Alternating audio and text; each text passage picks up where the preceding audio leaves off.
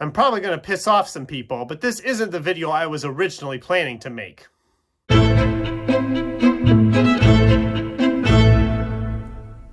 Hello, my fellow page turners, and welcome back to the channel. I'm Matthew, the man with a hat who reads, and today I want to talk about The Witcher by Andrzej Sapkowski. Now, I've pretty much read the whole series now.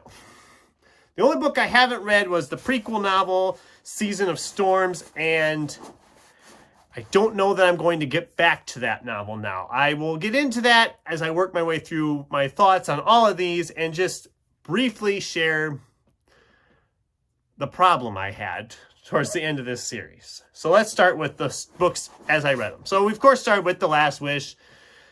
This is a short story collection introducing us to The Witcher, introducing us to the world. I really enjoyed this. I gave it 4 stars. I liked the stories for the most part. I really had a fun time with this. And per my rules when it comes to a series I've never read before, by an author I've never read before, I will pick up book 1 to give it a try. And then, if I enjoy it, I will continue on. Because these specifically were $18 a pop. So I was like, okay, I really enjoyed this. Let's move on. So I went to Sword of Destiny, the next one in the series. More short stories, more adventure. I loved this one maybe just a little bit more than Last Wish. This one was also a 4-star for me. I liked both of these and decided, okay, I'm ready to go into the novels now. This is where things started to fall apart. So, of course, you have Blood of Elves. Blood of Elves was taking us kind of into a different direction than what the short stories were kind of giving us, but I still enjoyed it for the most part. I still gave it 4 stars. I was very curious as to where we were going with the next volume. Time of Contempt. Book 2 or book 4, depending on how you're looking at it. This is where I started to have problems. It just felt like we started throwing a bunch of stuff in that we didn't really need or we hadn't even been hinting towards. And all of a sudden we had a bunch of other subplots going on. I gave it 3 stars. I liked it fine, but I didn't love it. I do like these covers. I should say that. That's an unpopular opinion. I know a lot of people diss on these paperback covers, but I do like these covers. But I did give it 3 stars. I didn't love it, but I thought, it has time to improve. There's still 3 more books in the series. And with Baptism of Fire, I thought we were back on track. I was back to really enjoying this. I flew through this book. This was a 4-star review for me. I liked where the stuff that happened in the second book moved into this book. And it seemed like we were seeing like the fallout of the events of the other book, which I thought was great. I did really enjoy this book and what it was setting up. Tower of Swallows, book 4 or book 6, depending on how you look at it, like I said.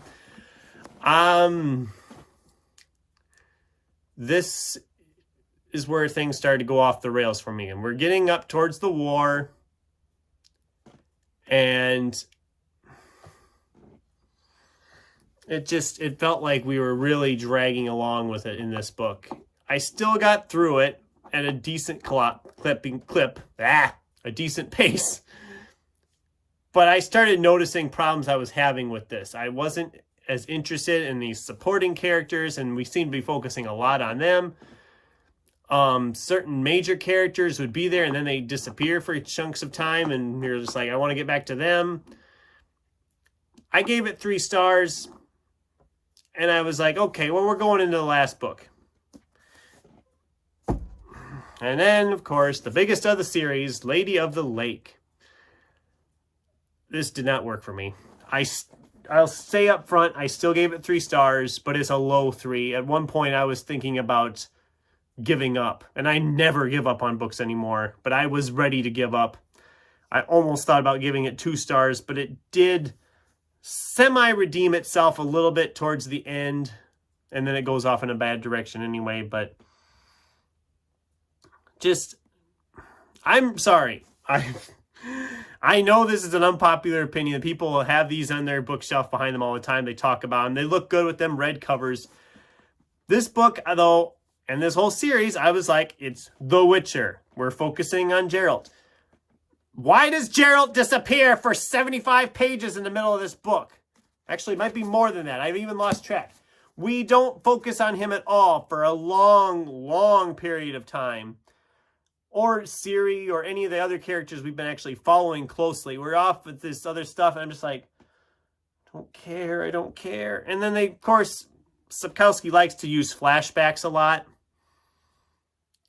If you've noticed, he'll be like telling what's happening, and then all of a sudden he'll like flash forward to someone who was in this battle, and they're writing it down as like a memoir and thinking about it, and then we go back and like, okay, but you're taking away any suspense we have if this character is going to survive or not, because clearly he does if he's writing the memoir, but that might be a translation thing. It is a translated novel. Maybe the translation doesn't work, but I just didn't care. It just seemed like it was, and then when it does end, it felt like just, I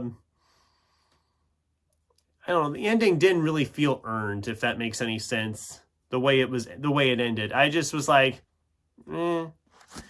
So I gave it 3 stars, but it was a very low 3 stars. And if you ask me in a few weeks, I might change it again. I don't know. So that brings me to The Witcher. I originally was planning whenever I got another bookshelf that these would have a very prominent place on the shelf behind me. Because, like I said, that red really stands out in the background. Problem is I would be tempted to just trash like half of these. I would keep the short story collections because I did enjoy them and they can be read on their own. If you just read these, you'd be fine. And that's probably what I'm going to do. I'm actually tempted to unhaul these 5 because I just don't see myself reading them again. I really don't. And even if I did start reading them again and I got through this one that I enjoyed and then got to this one, be like, okay, the second one, it's a little rough, but it gets better in the third one.